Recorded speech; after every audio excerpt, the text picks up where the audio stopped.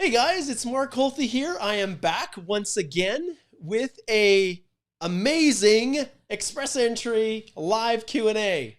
Okay, maybe it's amazing, but hey, as a Canadian immigration lawyer, who in the world would ever complain about being able to do these kinds of things twice a week? So these live immigration Q&As are the thing that really feeds me. It gets me so excited. I love interacting. I love seeing where everybody is tuning in from, and it's just the highlight of my day. It really is. So when I see people like Raul here, who's tuning in from India, it's crazy. Who would have thought a Canadian immigration lawyer? Yes, I've been practicing for 16 years or however long, but that can interact live with people all over the world who have questions about immigration. Post in the comments where you live, where you're tuning in from. I absolutely love when everybody posts it. I'm gonna post this really quick here. This one's from Rahul right here, and he says, "And hi Mark, tuning in from India." That's not the one. There we go. Yadwinder, what is rotating draws? Ha ha ha. I'm gonna explain that in just a little bit, but you're gonna have to wait. So this is kind of the fun that goes on when we're doing these live Q&As. So I can have a little bit of fun with this. Who said an immigration lawyer has to be boring? All right. So we've got a bunch of people that are piling in. Today we've got some really cool things that we're going to talk about. There's been some significant updates. Well, there's been some updates. Maybe they're not quite significant, but hey, with all the changes that are happening with immigration, every change is something that's significant for someone, that's for sure. So if we look here, a couple things that I want to give shouts out to right off the bat, and I'm actually going to hit right on what Yadwinder's talking about in just a second. But we've got, let's just quickly give some shout outs to people who are tuning in. I want to make sure that the Facebook and the YouTube is working, and it looks like it is. So we've got Nods from Bangladesh. Welcome, welcome, my friend. Let's see who else we've got here. We've got Ravi, who is the huge fan. Thank you, Ravi. Tuning in from YouTube. Lots of thumbs up from Cybertruck999. What a fantastic handle. That is so awesome. All you need, my friend, is your favorite big monster truck. If Cybertruck is your area of enjoyment. Yadwinder's up in Calgary. Awesome, Yadwinder. Faisal's over in Bangladesh. All right, we've got Imam, who's here in Canada, over in Windsor, Ontario. We've got T. That's sweet, just T from Edinburgh. That's excellent. Welcome, welcome. John's over in Toronto. We've got Sahil. Hi, Mark. Appreciation and love from India. Thanks. We've got some cool little bouquets there. Very cool. This is so much fun. Brantford. Raj is over in Brantford. We've got Abdi over in Algeria. I love people across the pond. Way over across on the other side of the ocean. Dan's over in the UK. Welcome, Dan. Sugman is in Senegal. Chaznik sends greetings from Toronto. And you can just see this, Bangladesh. I think what I need is my son to be here, just kind of clicking while I can focus. It's always challenging. My son Adam has been helping me out a little bit, and he's been a huge, huge help. So grateful to have him. Those of you on Facebook, like these awesome anonymous users, who's asking, how do I immigrate to Alberta? Awesome. That is the best question. That is so much fun. You guys that are anonymous, you're probably watching in the Express Entry Law private Facebook group. And I have to share something that's so funny with you guys. Last night, Igor and I were just kind of playing around a little bit. And we got this fun idea, and I didn't want to freak someone out, but we got this fun idea to do one of those clickbait thumbnail images just for fun, just to see what would happen. And now I could have been really cruel, and I could have maybe not put qualifiers on it, but I'm just going to show you what we posted, and you guys will laugh. You'll think it's so funny. Those of you who are in the Facebook group, the Express Entry Law private Facebook group, will really get a kick out of this. But if I switch over here, do you see that? It is so, so funny. Basically, we created this image, and you can see at the very top of it, it says, "What if?" in very tiny letters. What if Express Entry just got canceled?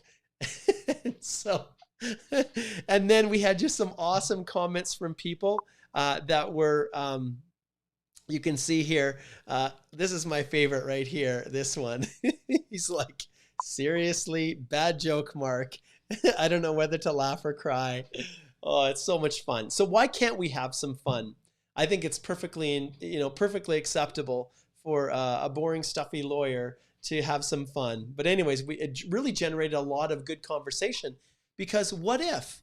Now, fortunately, we don't have to worry about that, you guys. So if we jump back here, and I'm just going to go back to the website here, and I'm going to see if I can pull myself up here. Just give me a second. Options, working on the fly. That's what we're doing. Show picture in picture. Let's see. There I am. Okay, just want to get myself up here. So a big shout out to everyone here who was successful. You can see here, August the 5th. What just happened? And this goes back to the comment that was raised, and I'll see if I can go back here to the beginning. There was a comment from, there we go, right here, from Yadwinder. And you can see here, he says, what is rotating draw? Because that was the title, good news for FSW.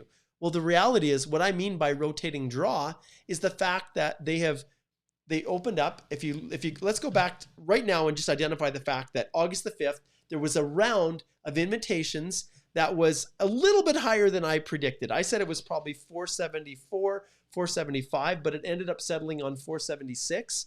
And 3,000, another big draw, 3,900 invitations were extended to you amazing people out there who do not have a connection to Canada, who have not come to study, who have, are relying on your human capital alone. Now, with that being said, I shouldn't qualify it as being for people outside of Canada, because it is, as you can see here, no program specified, which means it's open to anyone. PNPs, Canadian Experience Class candidates, Federal Skilled Trade even, if you happen to have high score, and the Federal Skilled Worker Program, which is all of you outside of Canada.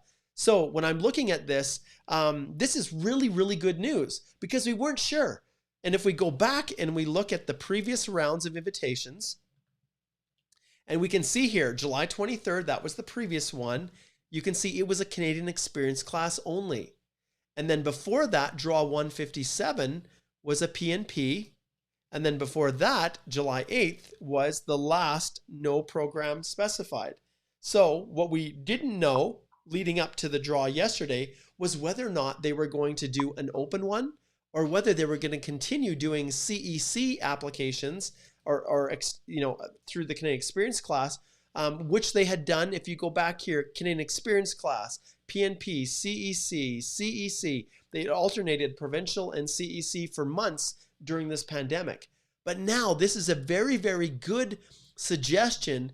We're still not quite sure if they're going to stick to it, but it's entirely possible that for the next foreseeable future that they may do rotating draws. In other words, Canadian Experience Class 1 week or one draw, and then before that, no program specified. Now, I should indicate that they are sliding in a PNP as well. So that is a part of it. So maybe it's rotating open, PNP, CEC, possibly. But we're just super happy that as of now, and if I go back here, that they are doing that, no program specified. So huge shout out to all you 3,900 people who received an invitation to apply just yesterday. But I also want to shift gears and look at something else that I have not looked at before and really addressed, is the fact that Ontario is still extending notifications of interest through the Human Capital Priority Stream. And we have 5 clients right now that received one of these precious 1,288 notifications of interest. Now, many people are still a little bit frustrated, because if you look back here, July 29th, you can see that the range is still very high, 463 to 477. So in reality, some of these people, and this is a tip from me to you, Canadian immigration lawyer, giving you a tip, for people that have also received a notification of interest from Ontario and recently received an invitation to apply, because you can see there's a little bit of an overlap with 476. you may want to consider whether or not going through the OINP is worth it for you. Obviously, it's going to take you right back to the same place you were before, which is going through the Express Entry profile and the EAPR process. So if any of you are just deliberating over this, and I can't give you the actual legal advice, right? The most important thing for me is that I understand your whole situation before I can give you advice as to what to do. But you may want to just consider booking a consult with us. And as always, the consult is just through healthylaw.com, and you can click on start here and just book a consult, and we can explore for you that are in that category of having 476 or 477 CRS and now have an ITA and an OINP. And we've got some clients in that category. So, some discussions, we make the decision, you know what, it's not worth going through the HCPS, just proceed forward with the ITA that you have. And so, so that's kind of what's going on. We're super, super, super excited for everyone that's been able to get this. And I didn't think there were going to be many. I really didn't. And remember, we have to go back to June the 3rd, where you can see the numbers are really low. 167 for people that are targeted, candidates with 1 year or more Canadian experience in priority occupations. And so the CRS score did drop down quite low for those people, but they're in Canada, CEC, right? So to have this draw that's really targeting people, understand it's still a tech and it was still targeted from that standpoint, but you didn't require Canadian work experience to make it work. So congratulations to you guys. Awesome. We've got, I think, 5 clients right now that we're assisting in our same collaborative model, where we provide support to you guys in your journey through this process. Awesome. Fantastic. While I'm at it, I might as well point out one more thing before we shift gears, and that is the post-grad students. So those of you who are stuck outside Canada, looking like you have to start your courses online from outside Canada, there was some new announcements that are used to determine the post-grad work permit that might be available for you depending on what the structure of your study was. So we know that if your entire program or over 50% of your program is online or by distance learning, then you're not eligible in many respects, subject to some exceptions, for that post-grad work permit. But there's a lot of discussion, and I'm not going to go into it, but if you go up here, you can find it through the post-graduation work permit validity and application. And that's what you can search, IRCC, on that site, and you can pull this up. You can see it was last updated August the 4th, so just recently, okay? And if you're going through this, it gives you a good idea as to the likelihood of you being able to get a post-grad work permit when you start your program early before you get to Canada because of the social distancing issues. And so you can see there's a nice little table here, and I'm going to shrink my screen just a little bit, that goes over the length of the postgraduate work permit depending upon the type of the program. And so I'm not going to go through all of these details. You guys can take a look at it. But some of the very, very high points are that if you're in accelerated studies, okay, for example, it says here, student is enrolled in a program of study that's normally 1 year in duration, but they complete it in 8 months. The good news for you is that you may be eligible for a post-grad work permit that's valid for 1 year, which is the actual length of the program, but it has to be an official accelerated program. They also talk about the fact that they go into detail about distance learning and what's considered to be distance learning. If more than 50% of the program are completed by distance learning, then you're ineligible for a post-grad work permit. And you can see here, if less than 50% of the program are completed by distance learning, a post-grad work permit may be issued. As we scroll through here, you can transfer between educational institutions, and it goes over that breakdown. Programs with overseas components, and you can see there's a lot of information here that's designed to help you navigate your way through this. So I want to point it out.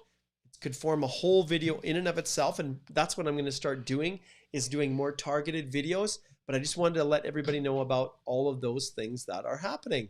All right.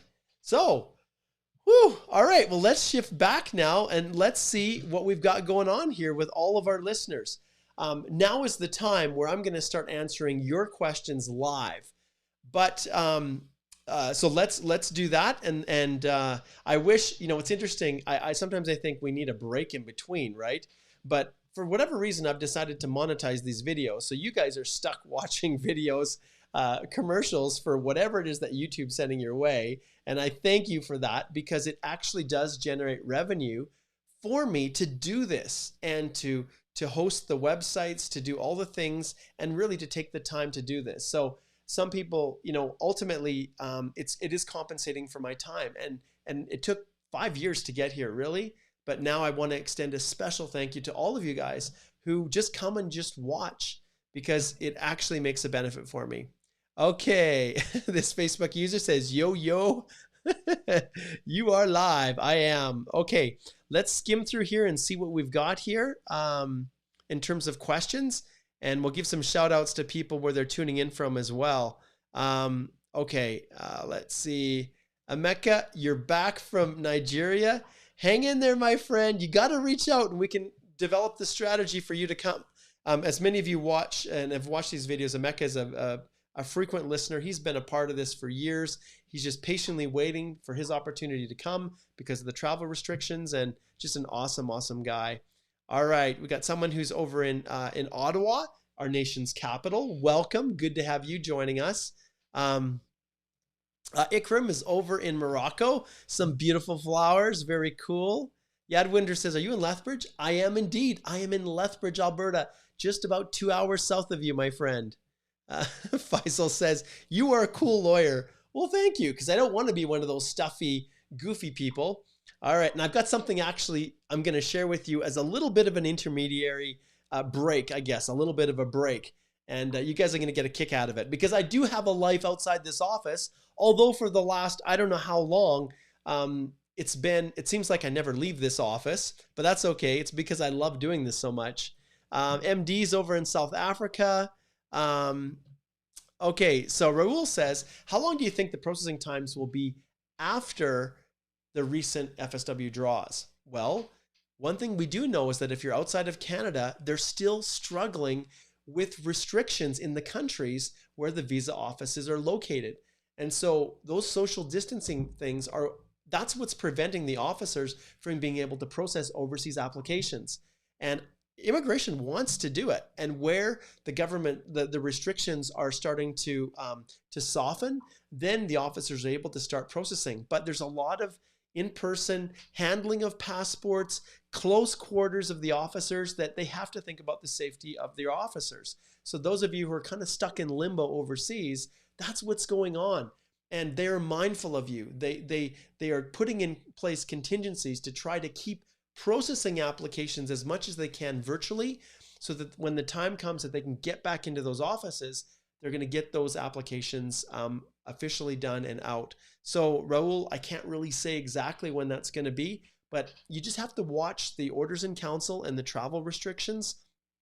You have to monitor the country conditions in your own country, because countries where they've got a really good handle on this and the incidences of coronavirus, those cases are low, and your country allows the visa officers to kind of get together more, then Immigration Canada is going to do that. So it's really case by case, country by country specific. All right, good question. Let's see here. We've got Samad is over in Bangladesh. Hello. We've got Farshad is over in Iran. What a great group of people. Chidi here is in Nigeria. Welcome, welcome. We got Mrs. Saga. Great to have you, Mayank. Great to have you here. Nahid is Pakistan. We've got a hello from Puritash. Very cool. And yeah, we've got Pakistan. There's just a bunch of people. St. Catharines, almost over in St. Catharines. We've got the Manitoba. Shout out to Angelica, who's over in Manitoba. That's where I completed my law school, at the University of Manitoba in Winnipeg. Very, very cool. Okay, let's see what we've got here. Yadwinder says, you helped me when I was stuck with adding my spouse after EAPR. Always thankful to you all my life. Yep. Yadwinder, that means a lot to me. That's why we're now here in Calgary. Wow. Do you know what the problem is? I went to bed at 4 a.m. this morning, so I think I'm functioning on fumes, and it's really quite ridiculous that I'm getting emotional about that. But that's what I love to do, and I can tell you that's the whole reason I'm practicing immigration law versus practicing international mergers and acquisitions, corporate law. I had the opportunity to do that at the national firm. I could have done anything. I could have done corporate tax. I could have done litigation. I could have stuck with doing employment. But in the end, it was that. It was comments like this from past clients where you feel like you have truly made a difference in their lives. That's why I do what I do. So thank you, Yadwinder. That means a ton. And Igor is up in Calgary. And I also want to let you guys know that I have a brand new lawyer that's joined us. And next Tuesday, she's going to join me live. And Alicia Bachman-Bahari is her name. She's currently serving as the chair of the Canadian Bar Association's provincial section for Alberta South. So she's leading the lawyers in Calgary, and I'm so excited to have her join me. One of the things that she's really good at is judicial reviews. And so when immigration refuses your application and we look at it and we think, man, that was cruel, I think that officer's decision was wrong, you don't just have to do what a lot of consultants tell you is, sorry, there's nothing we can do. And it seems like I always have little comments about consultants in my calls and in my videos, and I don't want to make it sound like all consultants are bad, because they're not. But I'll tell you, there's nothing that frustrates me more when a consultant represents someone, the application gets refused, and they do not tell him or her that what you should be doing is contacting an immigration lawyer to fix things and to consider filing a judicial review. And why do they not do it? From my own experience, even the consults I've had this week, it's because they've done such a crappy job on the application that resulted in it getting refused, that they're embarrassed and don't want a lawyer telling that client how poor of a job they did.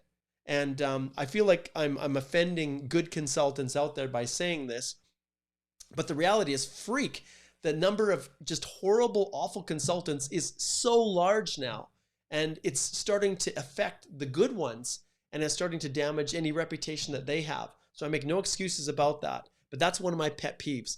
And now Alicia joining us has the ability to add that skill set. She's been practicing for a couple of years longer than I have. So she's just a great member of our team. And I'm excited to have her. And Tuesday, come back and watch, because we're going to introduce her and you'll see how awesome she is. Do you know what my secret is? I'll tell you what my secret is, guys. The secret to my success is by hiring people around me that are way smarter than me. Yes, I can stand up here, I can talk, I can share my knowledge. But boy, there are some amazing lawyers out there that are super smart. Even you look at Igor, who's helping me. I think Igor's smarter than I am as well. But I know what I'm good at. I'm good at teaching. I'm good at helping. And okay, yes, I still graduated in the top third of my law school. But the reality is, this is where my skill is. It's teaching, helping, demonstrating, explaining, showing you how to do things, and most importantly, helping you all to avoid those common problems that people fall into, but no one tells you about it until it happens, right? And then your dream of coming to Canada is shattered. I see it all the time. That's why I do this. And now that I'm adding Alicia, now that I have Susan, I'm going to continue to add lawyers. I'm in a position now where I can spend more time doing this. So watch the channel. You see there's a new channel art that's on the YouTube that I just created. And I'm going to spend a whole lot more time making everything a whole lot better, including these big, long 1-hour videos, pulling out all the pieces of nuggets of information and separating them out into smaller little bite-sized pieces that are more easy for you guys to get the information. So we're going to still do these lives. These are invaluable. I love them. I love the interaction. I love saying hello to Sunil here. Fantastic. We've got Naveen over in Punjab. This Facebook user, love from Pakistan, love right back to you. So awesome. South Africa, got your ITA. Woo! Big shout out. Just a second, I got something for you. Absolutely. We've got Nigeria. We've got just a phenomenal group of people. Okay, let's get back to answering some more questions. Okay, so here's a big one. Rajat says, hey, Mark from India, got my ECA report from Canada for my Indian 4-year law degree. I got an evaluation of a dual bachelor degree. Does that mean I get an IRCC evaluation of 2 or more certificates? Generally, Rajat, if they're giving you a dual bachelor, yes, that's exactly what it means. But as always, it's really hard. That's your specific case. And realistically, that's kind of almost borderline legal advice. But generally speaking, when you have something that's described as being dual bachelors, well, what does dual mean? It means 2. So that probably is, I'd have to guess that more likely than not, that's exactly what it means. Okay. Good question. Good question. All right. Let's see what else we got here. Sarah says, when will PPRs for outland applicants start? I kind of addressed that a little bit in the previous question. We just don't know, but I think you have to monitor one, Canada's travel restrictions, and they've as you go back and you watch the video that I did just previously with Susan on Tuesday, where we talked about in depth the orders in council, people's ability to travel to Canada. These are realities that are still in place, and if the travel restrictions are in place till the end of August, then we know, the passport visas are not going to start to flow for overseas or outland applicants until these issues are resolved. And you have to watch the country conditions, right? And that just came from my call with IRCC just yesterday. In our bi-weekly, every 2 weeks, we call it our IRCC IP, so IRCC Immigration Practitioners. And there's the heads of the consultant organization, the Canadian Bar Association, as well as ACADI, which is the Quebec Immigration Lawyer Association. We all go on a conference call with them and we ask questions, they provide information, and then we disseminate it to our members. And so they really do want to keep moving forward with you guys. They don't want to be in this situation. But in many cases, the local country, the countries have their own local restrictions that prevent them from processing your application. So just to kind of give that little bit of a tip. Okay, Abdus says, hey, what's your bet how low the points may go for SIMP? Okay, I can tell you right now, if you guys look at that, all right, you look at the Saskatchewan Immigrant Nominee Program, for those of you who can apply via human capital, the list of eligible occupations is like all encompassing. There's only a few that are ineligible. But if you look at it carefully, the point threshold at 70 points, you've pretty much maximized to a large extent your human capital. So unless you have a connection in some form with Saskatchewan, you're not going to be able to get the nomination. So the points, I really don't see them getting below 70. We're seeing 71, 72, which really is starting to encroach on you must having some connection with Saskatchewan. That's not always the case, but I don't suspect it's going to drop below 70. I really don't. And the draws historically have shown that. Let's face it, when people are not getting through the regular express entry stream with scores of 467 points, when you're not getting through at that level, then, or even 468, I think was the lowest for the open draw, it's going to cause all of those people who have sky high human capital to then have to consider other PNPs like the Saskatchewan Immigrant Nominee Program, which now makes it so competitive that even those scores are climbing. Okay, good question, Abdus. Okay, we've got Mauritius. Excellent. We got someone shout out from there. Facebook says, any chance that the cutoff will come down to 470? As things settle down, as they continue to do these massive draws of, well, they're not massive, but they're large at 3,900. I think there is a chance that it can go back down to that level. But there's a lot of things going on now. And like you take Alberta, for instance, that provincial nominee program, we call the Alberta Immigrant Nominee Program.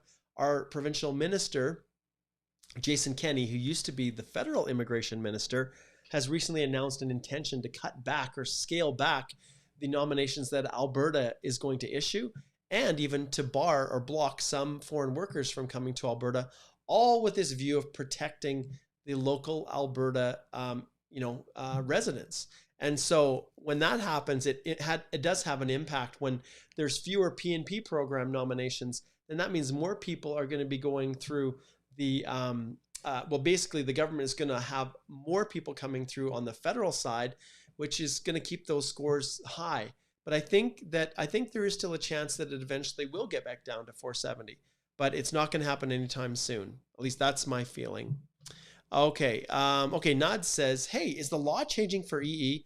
And is it going to be tougher? What is the points needed for this? Appreciate. Okay, Nods, the points, as we've talked about at length, it's just more competitive. It's not that it's tougher. It's just that more people want to apply. And when you have this big, massive group of people that are looking to come to Canada, and you only have this little spot right here of room for them, well, there's going to leave a lot of people on the outside that aren't going to get in. And when you have the US closing their doors, you have Australia making it more difficult. One individual indicated that the UK is starting to follow this kind of point system as well. But I think from what I understand, and I'm not a UK immigration lawyer, but you need to actually be resident for 5 years in the UK before you're eligible. Maybe that's not the case, but that's what I've heard. Well, that's not terribly attractive. So when Canada is the golden child, it's the place where everybody wants to go. It just makes it more and more difficult because the demand is so high. Many of the candidates may not even consider Canada if the US was more opening. You know, like if their doors were open more, there would be fewer candidates and it would be easier to come to Canada. But that's not the case. Right now, the US is making it very clear to everyone that they don't want immigrants, they don't want temporary foreign workers, and they just want to be their own entity without any influence from any countries outside their own. Make America great, right, Trump? So Canada, we see the value in multicultural, a multicultural approach. We see the value in bringing in these awesome people to help strengthen, to bring all that they have, the good skills, the good knowledge, just the goodness inside them, and to enhance and to enrich our multicultural Canadian society, right? If you say, what does it mean to be Canadian? Well, yeah, you get the token stuff like, well, Canadians are kinder, you know, they're more, let's see, they're more polite, right? But the reality is Canadians are all of you because you come and you make what it means to be a Canadian just that much fuller, that much diverse, and that's where our strength is. So there's my little speech on that. Okay, let's whip through here. There's a ton of people that are not going to get their questions answered, and I apologize about that. I'm definitely going to go through as quick as I can. We've got our Texas contingent here. Let's see here if we've got something. Okay, so let's see. Gustavo, what do you have here for us? I got a job offer thanks to the free trade agreement between Canada and my country, Colombia. Oh yeah, perfect. The company can apply for an LMIA exception. My question is, Gustavo's leaving us hanging. Okay, here's the rest of it. Whether that applies only for a work permit or can I apply for EE with job offer and LMI exception? Okay, this comes down to job, what the actual job offers are. So EE, offer of employment, IRCC. Let's see if I can pull it up here and then I'll shift my screen and I'll explain this. Okay, so I'm going to flip this over to this page. I'm going to remove Gustavo off of here and then I'm going to take a second to explain this. So lots of people don't fully understand that job offers for the purposes of immigration are for express entry are not just a company who you're working for gives you a letter and voila. No, your work permit has to be employer specific. There are a couple different ways that you can get those extra points. And so regardless of what it has in your letter, we don't care about that. The key here is to understand for the purposes of the federal skilled worker program, the offer itself must be by an employer with a new positive LMIA. We call that a permanent one where you're not actually working in Canada, but there's a company that's shown ESDC, the government body that administers labor market impact assessments. They've shown them that there isn't a Canadian or permanent resident to do the job and that they will hire you when you get your permanent residence after you come to Canada. So that's the first option. We call that a permanent LMIA. Then the next one is if you're currently working in Canada on an LMIA, and that's super, super common. But the question that was asked here by Gustavo really relates to the third option here. If you have a valid work permit, and you can see here that is exempt from an LMIA, that is like the Canada-Colombia Free Trade Agreement or the US-Mexico-Canada Agreement or many of the other free trade agreements that we have all over that allow a person to get a named employer work permit, a closed work permit. They have the ability also to claim those points, but it's not immediate. It's not like those with an LMIA that can claim those points immediately and submit their express entry. you can see here, you have to be currently working for your employer, Gustavo. You have to have had 1 year of full-time experience for that employer, or an equal amount in part-time. Well, if you're on a Canada-Colombia free trade agreement work permit, it's going to be full-time. And then have a valid job offer for at least 1 year after immigration issues the PR visa. So that's what job offers are. So if you're on a post-grad work permit, if you are on an open spousal work permit, it just don't work. You're not getting those extra 50 points or 200 if you're in a 00 knock, those C-suite, CEO, CFO positions. All right. Hopefully that was helpful. Who said I don't take the time to really explain stuff? Now it takes up more time and it doesn't leave as much time for other questions, but these are things that are super valuable and you can go on anywhere. Looks like my son is trying to reach me here. I probably won't take that call during the live, so I'll have to cancel that one. But you can see here that you can go on anywhere and post a question and someone just provides this, yep, the job offer's fine. Or no, you can't claim that as a job offer. And they don't explain, they don't provide this source. That's why I created this group. That's why me as a Canadian immigration lawyer, why I'm here, not to just throw out things, but to actually show you where the answers are coming from so you can go search it up yourself. Okay.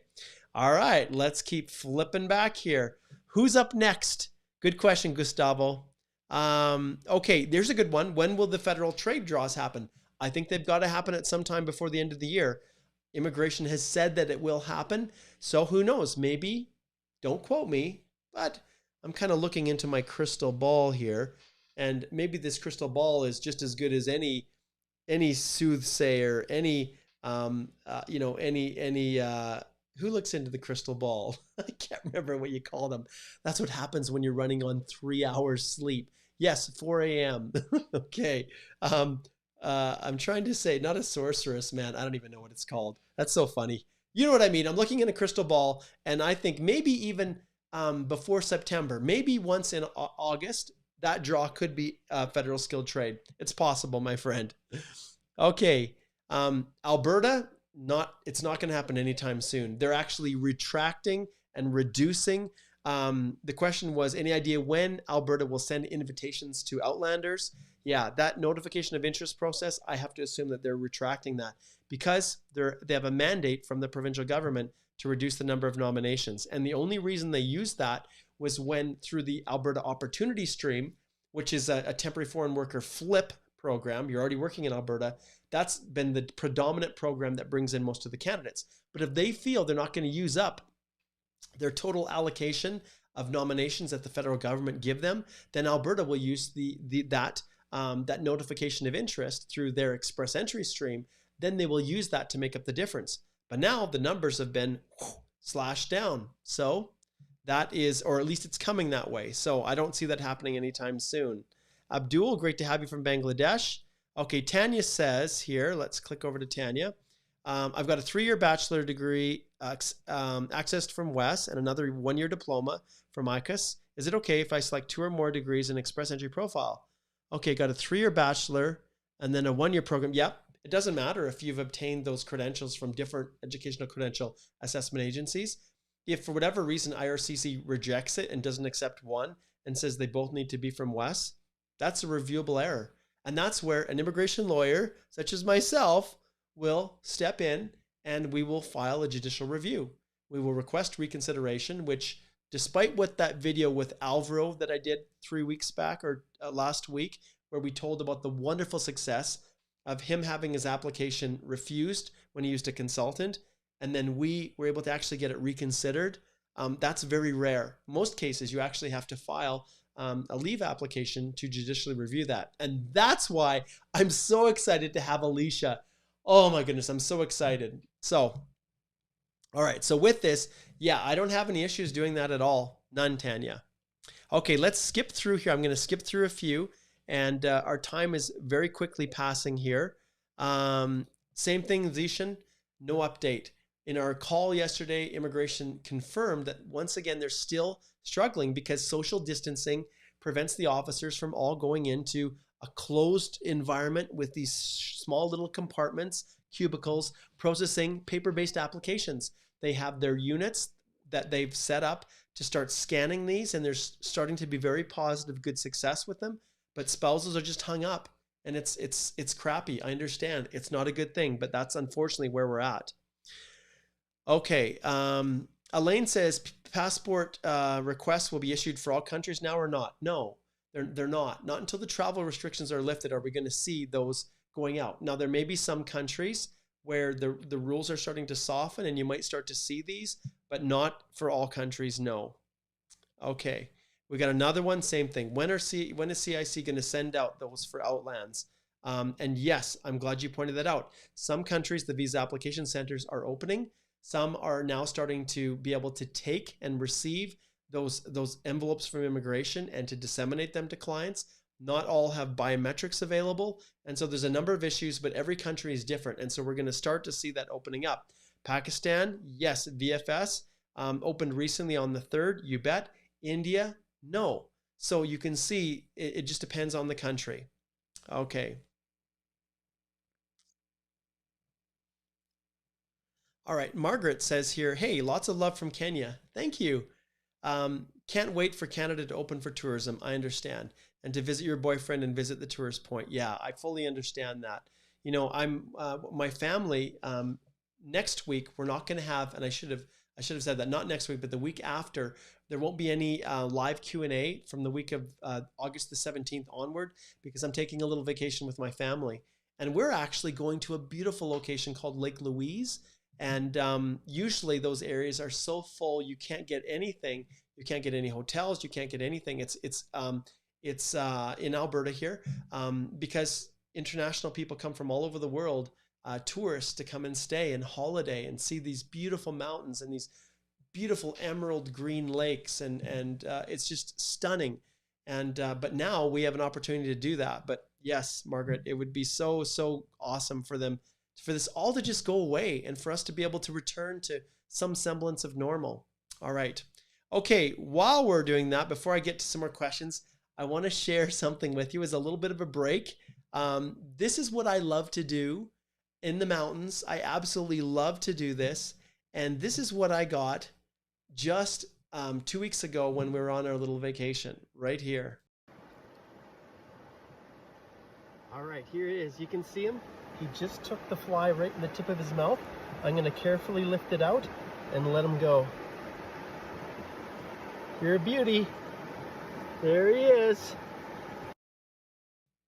Awesome. So you can see that's what I love to do. Beautiful little cutthroat trout just like that. And I'm actually going to make a little video of my little fishing expeditions just for fun. And I'm going to put it in right now on the playlist. I've got Mark's fun stuff. And so I'm going to start adding some things so that you guys can see who I am, what I do, you know, that I have a life outside the law.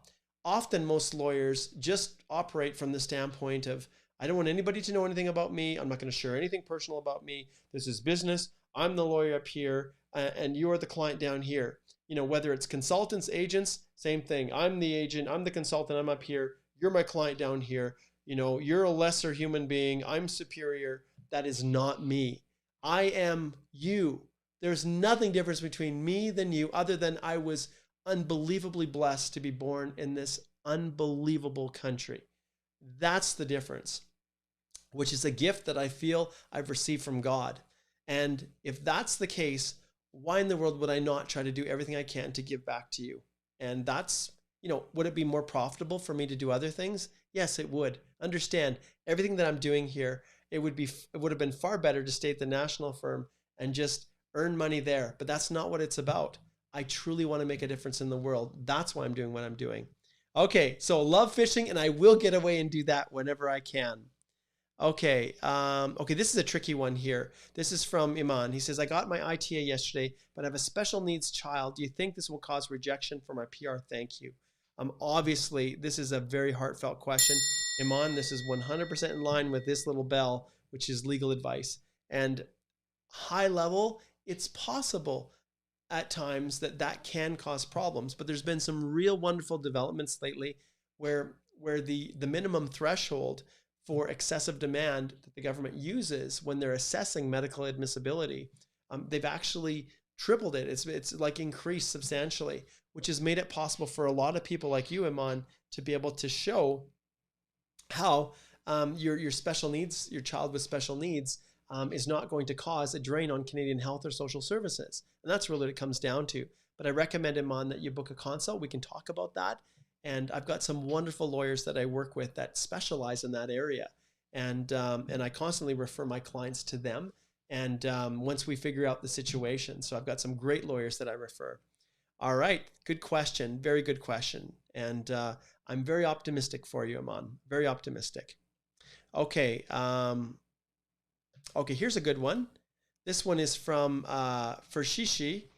He says, "Hi, Mark, my police certificate, I got it from Tunisia. It's written in Arabic and then the French translation. All personal details are written in French throughout the whole document. Is it a translation necessary? If you have a document that has exact translation in English or French together with your local language, in this case Arabic, then you do not need to get it translated. So if it's already written in the original format in that either English or French as well as the local language, you do not need to get it translated. But sometimes there'll be little stamps or there'll be other things on it that are actually still in Arabic that are not translated. And I always recommend that my clients get even those little stamps translated just to confirm and make sure there's no doubt. But it's a very, very tricky area. Okay. Oh, Yadwinder still. Man, you are going to kill me, my friend. You helped me when no one could. Adding spouse after EAPR, and now we're in Calgary. Ah, yes, my friend. I am super, super. You have no idea. Like, it makes me, I could never be as happy as you, obviously. But that's why I do what I do. So cool. And the reality is, it all starts, as always, with a consultation. And I make no bones about putting this up frequently throughout so that you guys know how to reach me. The reality is this is what I do. And when we reach questions, there's no way I could have helped Yadwinder through a live Facebook feed, right?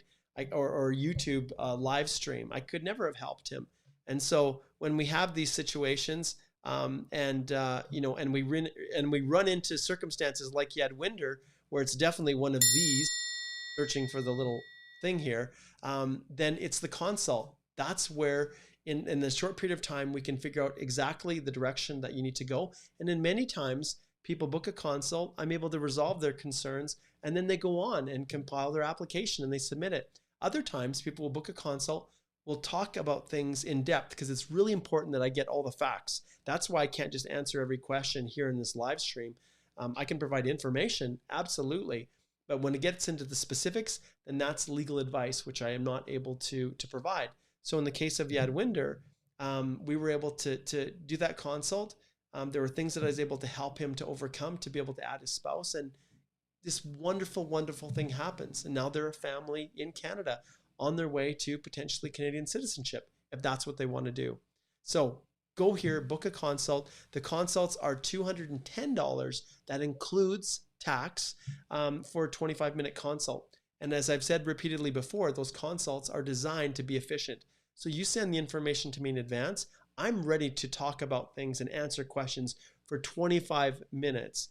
It's not designed for you to tell me your story for 15 minutes and then for me to tell you in the last 10 minutes, well, I'll get back to you, right? That's not what it's about.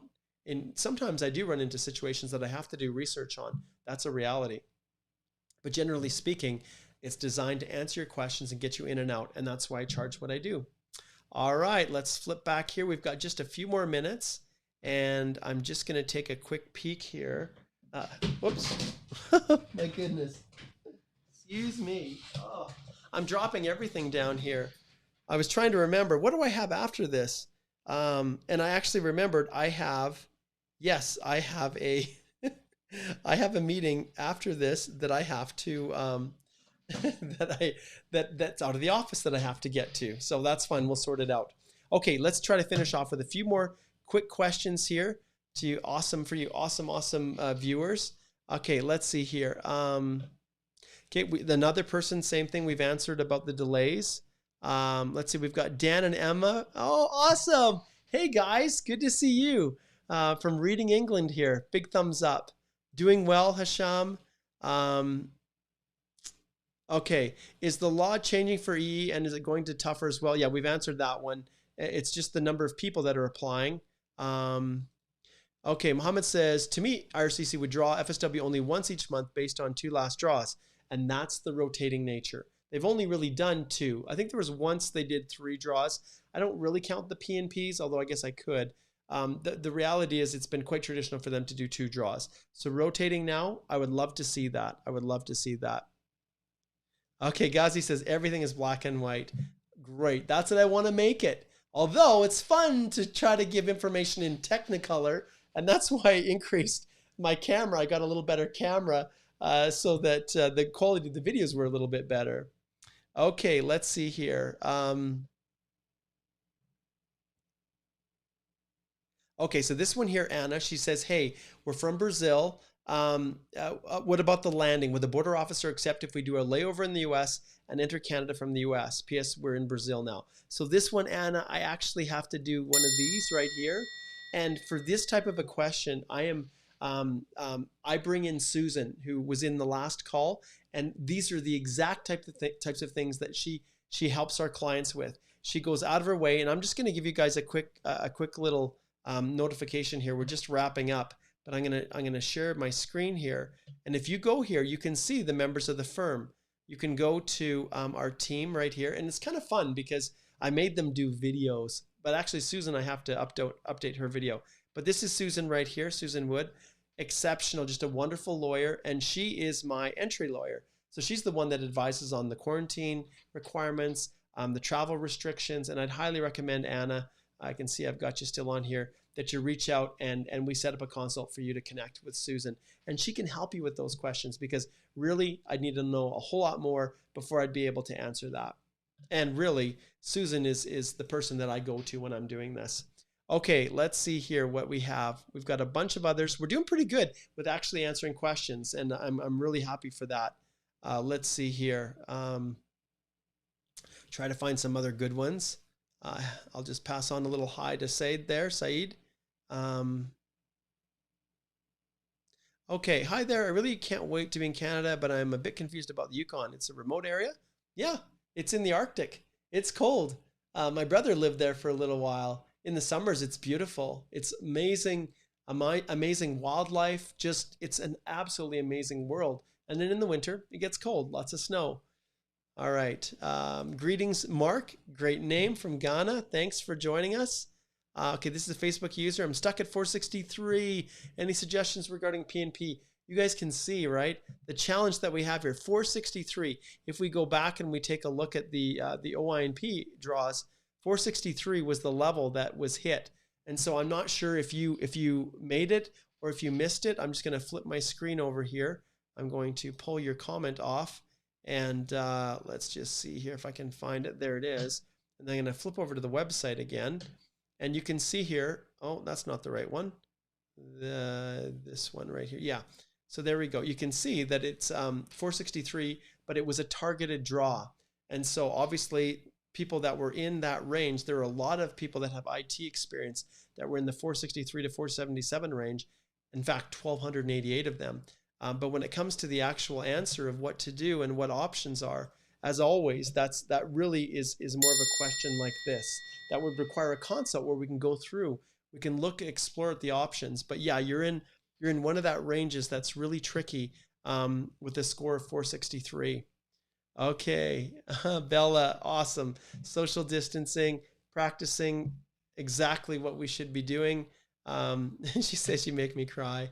Bella, you guys have to go to the YouTube channel and search for Bella. Her story is awesome. She is so cool. She is like my big sister. She is just, you know, I don't know actually who's older. Maybe I'm the big brother, but her and her husband were a client and they had super difficult situation.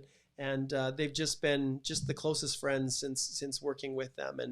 And their little boy, Jaden, what an angel. Bella was crazy enough to actually call him Jaden Mark, which, you know, that is the most amazing thing for me to even think of, you know, and I couldn't dissuade her from doing that. But go to the YouTube channel and search for Bella and watch her story. It's awesome. It's so awesome. Okay, let's see here. And the last question, I think we're going to end right here. It looks like it's come through. We'll end this one. So Mirage says, hey, I'm asking about the refusal of a visa for a study permit.